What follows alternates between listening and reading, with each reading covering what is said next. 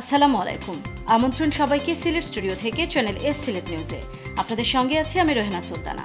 শুরুতেই জানিয়ে দিচ্ছি প্রধান শিরোনাম। সুনামগঞ্জে সুরমা নদীর পানি বিপদসীমার উপরে ৩ উপজেলায় বন্যা। বঙ্গমাতার জন্মদিন উপলক্ষে সিলেটে মিলাদ ও দোয়া মাহফিল অনুষ্ঠিত। হবিগঞ্জে জঙ্গি অর্থায়নের অভিযোগে সিআইডির হাতে গ্রেফতার জঙ্গি মোস্তাক আহমেদ 2 দিনের রিমান্ডে। মৌলভীবাজারে কমতে শুরু করেছে হাকালুকি ও কাওয়াদিঘি হাওরের পানি। এবার হাওরের উত্তাল ঢেউয়ে তলিয়ে যাচ্ছে হাওরবাসীর ভিটা, ভেঙে দিচ্ছে রাস্তা ও বাড়িঘর। সিলেটে সহস্রাধিক মানুষকে বিনামূল্যে সেবা দিয়েছে সেলফলেস ইউকে। চিকিৎসক দলের কার্যক্রমকে স্বাগত জানালেন স্থানীয় জনপ্রতিনিধি ও বিশিষ্টজনেরা। এবং সিলেটে 15 দিন ব্যাপী বিভাগীয় বৃক্ষরোপণ অভিযান ও বৃক্ষ মেলা শুরু।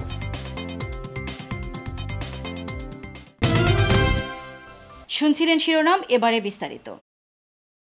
সুনামগঞ্জে টানা বর্ষণ ও উজান থেকে নেমে আসা পাহাড়ি ঢলে জেলার সুনামগঞ্জ সদর, বিশম্ভরপুর ও তাহিরপুর উপজেলায় বন্যা পরিস্থিতির সৃষ্টি হয়েছে। এছাড়া জেলার আরও 4টি উপজেলার নিম্নাঞ্চল প্লাবিত হয়েছে। সুরমা নদীর পানি বিপদসীমার 57 সেন্টিমিটার উপর দিয়ে প্রবাহিত হচ্ছে। উজান থেকে নেমে আসা পাহাড়ি ঢল ও প্রবল বর্ষণে জেলার বিশম্ভরপুর ও তাহিরপুর উপজেলার বন্যা পরিস্থিতির সৃষ্টি হয়েছে। বিশম্ভরপুর তাহিরপুর সড়কের 3টি স্থান প্লাবিত হওয়ায় এই সড়কে সরাসরি যান চলাচল বন্ধ হয়ে পড়েছে। একইভাবে বিশম্ভরপুর উপজেলা পলাশ লাউরের গড় সড়কের শরীফপুর এলাকায় ঢলের পানিতে সড়ক ভেঙে যাওয়ায় ওই সড়কেও যান চলাচল করতে পারছে না। এছাড়া ভারী বর্ষণ ও পাহাড়ি ঢলে জেলার জামালগঞ্জ, দোয়ারা বাজার, দিরাই ও শাল্লা উপজেলার নিম্নাঞ্চল প্লাবিত হয়েছে। বর্ষণ ও ঢল অব্যাহত থাকায় পানি বৃদ্ধি অব্যাহত আছে। পানি উন্নয়ন বোর্ড জানিয়েছে, সুরমা নদীর পানি বিপদসীমার 47 সেন্টিমিটার উপর দিয়ে প্রবাহিত হচ্ছে। গত 24 ঘন্টায় সুনামগঞ্জে 125 মিলিমিটার বৃষ্টিপাত হয়েছে। পানি বৃদ্ধি অব্যাহত আছে। এদিকে বন্যা পরিস্থিতি মোকাবেলায় শুক্রবার সন্ধ্যায় জেলা দুর্যোগ ব্যবস্থাপনা কমিটির জরুরি সভা হয়েছে। বঙ্গমাতা শেখ ফজিলাতুন্নেসা মুজিবের জন্মদিন উপলক্ষে সিলেটে মিলাদ ও দোয়া মাহফিল অনুষ্ঠিত হয়েছে। মঙ্গলবার হযরত শাহজালাল রহমতুল্লাহ আলাইহি দরগা মসজিদে জেলা ও মহানগর আওয়ামী লীগের উদ্যোগে এই মিলাদ ও দোয়া মাহফিলের আয়োজন করা হয়। এ সময় উপস্থিত ছিলেন আওয়ামী লীগের কেন্দ্রীয় নির্বাহী সদস্য ও মহানগর সভাপতি বদরুদ্দিন আহমদ কামরান, জেলা আওয়ামী লীগের সাধারণ সম্পাদক ও সাবেক এমপি শফিকুর রহমান চৌধুরী, যুগ্ম সাধারণ সম্পাদক অ্যাডভোকেট নিজাম উদ্দিন ও অন্যান্যরা। হবিগঞ্জে জঙ্গি অর্থায়নের অভিযোগ ও মানি লন্ডারিং মামলায় সিআইডির হাতে গ্রেফতার জঙ্গি মোস্তাক আহমেদের 2 দিনের রিমান্ড মঞ্জুর হয়েছে। বৃহস্পতিবার বিকেলে অতিরিক্ত মুখ্য বিচারিক হাকিম তৌহিদুল ইসলাম এই রিমান্ড মঞ্জুর করেন। সোমবার বিকেলে ঢাকার মালিবাগের অর্গানাইজড ক্রাইম স্পেশাল ব্রাঞ্চের পুলিশ পরিদর্শক শফি আহমেদের নেতৃত্বে একদল পুলিশ হবিগঞ্জ শহরের আরডি হল সংলগ্ন ইসলামী ব্যাংকের সামনে থেকে মোস্তাক আহমেদকে গ্রেফতার করে। এ ব্যাপারে শফি আহমেদ বাদী হয়ে তার বিরুদ্ধে হবিগঞ্জ সদর থানায় মানি লন্ডারিংয়ের মামলা দায়ের করেন। বানিয়াচং উপজেলার তকবাজখানি গ্রামের মনোয়ার হোসেনের ছেলে মোস্তাক আহমদ এর আগে একাধিকবার জঙ্গি সন্দেহে পুলিশের কাছে আটক হয়। তার বিরুদ্ধে দ্রুত বিচার আইনের 1টি সহ 5টি নাশকতার মামলা রয়েছে। বিশ্বনাথ বিএনপির সাবেক সাধারণ সম্পাদক ও উপজেলা পরিষদের সাবেক ভাইস চেয়ারম্যান গৌস খান বলেছেন, অবৈধ আওয়ামী লীগ সরকার দীর্ঘ 5 বছর ধরে এম ইলিয়াস আলীকে গুম করে রেখেছে। এম ইলিয়াস আলীর অবর্তমানে আগামী সংসদ নির্বাচনে ইলিয়াস পত্নী তাহসিনা রুশদী লুনাকে নিয়ে সংসদ নির্বাচন করার লক্ষ্যে সকল নেতাকর্মীকে ঐক্যবদ্ধভাবে কাজ করার আহ্বান জানান তিনি। যুক্তরাজ্য থেকে দেশে ফেরার পর বিশ্বনাথ বিএনপি সদস্য সংগ্রহ কর্মসূচির উদ্বোধন শেষে প্রধান অতিথির বক্তব্যে তিনি এসব কথা বলেন। এর আগে তার স্বদেশ আগমন উপলক্ষে ঢাকা সিলেট মহাসড়কের রশিদপুর পয়েন্টে মিছিলে তাকে স্বাগত জানান বিশ্বনাথ বিএনপি ও সহযোগী সংগঠনের নেতাকর্মীরা। এ সময় ফুলের সংবর্ধনা জানিয়ে বিশাল মোটরসাইকেল শোভাযাত্রায় বিশ্বনাথ নতুন বাজারে হাজী ময়নামিয়া মার্কেটস্থ দলীয় কার্যালয় সম্মুখের ওই সভাস্থলে গিয়ে পৌঁছেন।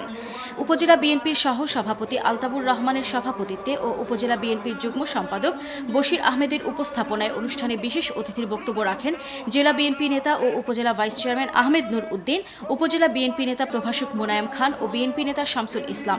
সভায় অন্যান্যের মধ্যে বক্তব্য রাখেন বিএনপি নেতা হিরণ মিয়া মেম্বার, উপজেলা স্বেচ্ছাসেবক দলের আহ্বায়ক কাউসার খান, ছাত্র দলের আহ্বায়ক শাহ আমির উদ্দিন, যুগ্ম আহ্বায়ক শাহজাহান, সদস্য সচিব আজাদুর রহমান আজাদ, ছাত্র দল নেতা আমির মিয়া সহ আরও অনেকে। এ সময় বিএনপি ও সহযোগী সংগঠনের বিপুল সংখ্যক নেতাকর্মী উপস্থিত ছিলেন।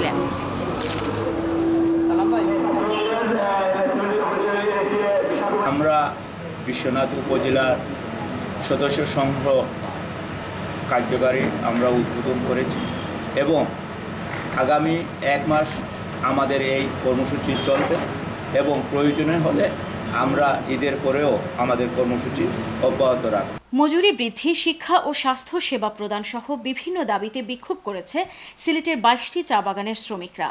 রোববার দুপুরে সিলেট সদর উপজেলার খাদিম চা বাগান থেকে বিক্ষোভ মিছিল নিয়ে তারা উপজেলা পরিষদে গিয়ে বিক্ষোভ সমাবেশ করেন। এ সময় তারা বলেন, দৈনিক 85 টাকা মজুরি পেয়ে তারা ঊর্ধ্বমূল্যের বাজারের জন্য না খেয়ে থাকতে হচ্ছে। চাইলেও সন্তানদের লেখাপড়ার খরচ দিতে পারছেন না। মিছিলে 22টি চা বাগানের শ্রমিকরা অংশ নেন। তাদের সাথে চা বাগানের সর্দার, যোগালী, সর্দার সহ নিম্ন আয়ের অন্যান্য কর্মীরাও যোগ দেন। মিছিল নিয়ে সদর উপজেলা পরিষদে গিয়ে সভা করেন চা শ্রমিকরা। তারা বলেন, চা শ্রমিক ইউনিয়নের সাথে চুক্তির নামে চা শ্রমিকদের সাথে প্রতারণা করা হচ্ছে। বছরের পর বছর মজুরি বাড়ছে না। এছাড়া শিক্ষা ও স্বাস্থ্য সেবাও পাচ্ছেন না চা শ্রমিকরা। সর্দার, যোগালী, সর্দার সহ অন্যান্য কর্মীদেরও মজুরি বাড়ানো হচ্ছে না। চা শ্রমিকদের প্রতি সরকার সদয় না হলে বৃহত্তর আন্দোলনের হুঁশিয়ারি দিয়ে তারা বলেন, প্রয়োজনে সারা দেশের চা শ্রমিকরা একসাথে কর্মবিরতিতে যাবে। রতিলাল কালওয়ারের সভাপতিত্বে সভায় অন্যান্যের মধ্যে বক্তব্য রাখেন উত্তর সিলেট ভ্যালির সভাপতি রাজু গোয়ালা ও সাবেক ভ্যালি সভাপতি শ্রীবাস মহালি। এ সময় সদর উপজেলা চেয়ারম্যান আশফাক আহমেদ তাদের হয়ে সরকারের সাথে কথা বলার চেষ্টা করবেন বলে আশ্বাস দেন। সিলেট নিউজে নিচ্ছি ছোট্ট একটা বিরতি। আমাদের সঙ্গেই থাকুন। ফিরে এসে আরও যা থাকছে। মৌলভীবাজারে কমতে শুরু করেছে হাকালুকি ও কাওয়াদিঘি হাওরের পানি।